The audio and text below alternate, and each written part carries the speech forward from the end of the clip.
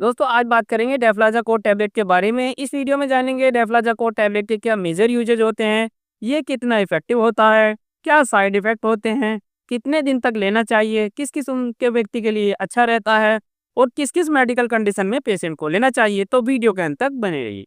दोस्तों डेफ्लाज़ाकोट टैबलेट एक पूर्णतः एलोपैथिक दवा है। इसको लेने से पहले आपको किसी न किसी डॉक्टर, केमिस्ट, ड्रगिस्ट या फार्मासिस्ट या फार्माकोलॉजिस्ट की सलाह लेना आवश्यक।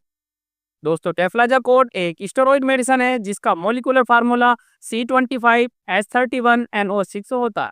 अगर बात करें इसके एक्शन की तो ये इम्यून सप्रेसेंट और एंटी इन्फ्लामेटरी एक्शन रखता है। दोस्तों कुछ व्यूअर्स के, कुछ प्रैक्टिशनर के, डॉक्टर के मन में सवाल आ सकता है, स्टेरॉइड ये क्या बोल दिया। स्टेरॉइड से लोग बहुत ज़्यादा कतराते हैं जिनको थोड़ी मोड़ी जानकारी है या फिर जिनको जानकारी का अभाव है, वो अंधाधुंध स्टेरॉइड का उपयोग करा रहे हैं पेशेंटों को। कुछ पेशेंट भी जो है एनर्जी के रूप में या किसी बीमारी के चलते खुद से स्टेरॉइड ले रहे हैं। दोस्तों वैसे अगर बात करें इसकी तो स्टेरॉइड नेचुरल भी हमारी बॉडी प्रोड्यूस करती है। जब पर्याप्त मात्रा में बॉडी नहीं बना पाती है स्टेरॉइड, तब हमें सिंथेटिक या अलग से स्टेरॉइड देना होता है। इसकी जो है कई सारी फॉर्म्स आती हैं। हम इसको ओरली भी देते हैं और इंजेक्टेबल भी देते हैं। दोस्तों स्टेरॉइड हमारे शरीर से बनने वाला ही एक चीज़ है, ऐसा कुछ नहीं है कि ये हमने कहीं अलग से बना दिया। लेकिन किन्हीं कंडीशनों में स्टेरॉइड को देना अच्छा नहीं रहता है और ज़्यादातर कंडीशनों में स्टेरॉइड को देना अच्छा रहता है। ऐसी बीमारी जो जनरली दवा से ठीक नहीं होती हैं, तब हमें स्टेरॉइड का प्रयोग करना पड़ता है। इस वीडियो में 2-4 मैं ऐसे सवाल और जवाब लूँगा जिससे आप ये डिसाइड कर पाएंगे क्या आपके लिए स्टेरॉइड ज़रूरी है या आपको लेना चाहिए, क्या स्टेरॉइड को आपको अवॉइड करना चाहिए। दोस्तों स्टेरॉइड जनरली 2 प्रकार से डिवाइड किए जाते हैं। अगर बात करें इसके फिजिकल वर्किंग, एक तो होते हैं कोर्टिकोस्टेरॉइड और एक होते हैं सेप्सिस्टेरॉइड। कोर्टिकोस्टेरॉइड में भी दोस्तों 2 टाइप होते हैं जनरली, एक तो होते हैं ग्लूकोकोर्टिकोइड और होते हैं मिनरलोकोर्टिकोइड। और अगर आप तीसरा नंबर लेना चाहें तो सेक्सिस्टेरॉइड होते ही होते हैं।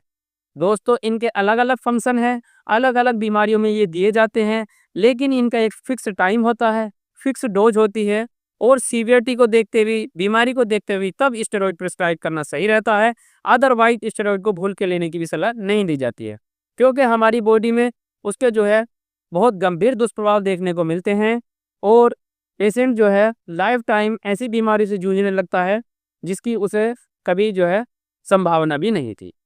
दोस्तों अब बात कर लेता हूँ कुछ इसके मेजर यूजेज की।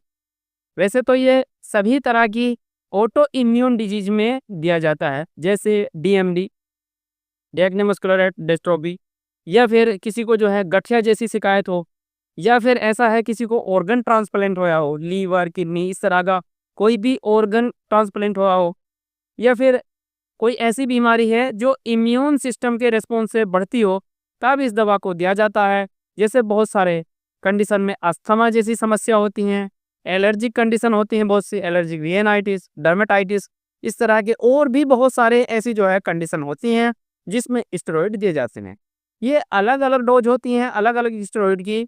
बात करें डेफ्लाज़ाकोट की तो गायनोकोलॉजिस्ट अलग डोज देते हैं, डर्माटोलॉजिस्ट अलग डोज देते हैं, ऑन्कोलॉजिस्ट जो कैंसर रोग विशेषज्ञ होते हैं वो अलग डोज देते हैं।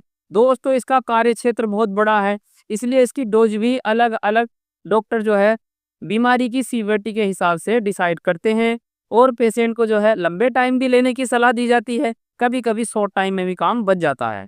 दोस्तों अगर जनरल डोज की बात करें तो जिसको एक नॉर्मल प्रॉब्लम है और कुछ दिनों से वो आदमी परेशान है, या कोई व्यक्ति जो है थोड़े समय से ही किसी ऐसी ऑटोइम्यून डिजीज से जूझ रहा है, तो उसके लिए 2 से 4 दिन ये टैबलेट 6 mg की 24 घंटे में एक बार लेना सफिशेंट होता है वाटर के साथ और काम बन जाता है। लेकिन कुछ ऐसी कंडीशन होती हैं जिसमें इसे रेगुलर लेना होता है, तो फिर इसकी जो है एनालिसिस करना होता है, कुछ इन्वेस्टिगेशन करने होते हैं और उसके बाद इसको जो है आगे प्रिस्क्राइब किया जाता है। इसको जो है बोल के भी खुद से लेने की सलाह नहीं दी जाती, क्योंकि ये एक ऐसी मेडिसिन है जिसको आपने एक बार ले लिया तो हो सकता है फिर आपको भविष्य में इसी की ज़रूरत पड़े और नॉर्मल दवाई आपको काम ना कर पाए। जैसे कि अब मैं आपको कुछ 2-4 ऐसे यूजेज बता सकूँ जो जनरल प्रैक्टिस में देखने को मिलते हैं। दोस्तों अगर कहीं भी इंसेक्ट बाइट है और बहुत ज़्यादा पेन और स्वेलिंग है उस पेशेंट को, और उसमें जो है थ्रोम्बोसिस होने का खतरा हो सकता है, गैंग्रीन होने का खतरा हो सकता है, या फिर उस जख्म में जो है एक जो है वो जो है ज़्यादा स्वेलिंग होने के कारण वहाँ पे जो है ब्लड का सर्कुलेशन बिल्कुल स्लो हो गया है, तो उस जगह स्टेरॉइड प्रिस्क्राइब किया जाता है और शॉर्ट टर्म में दिया जाता है।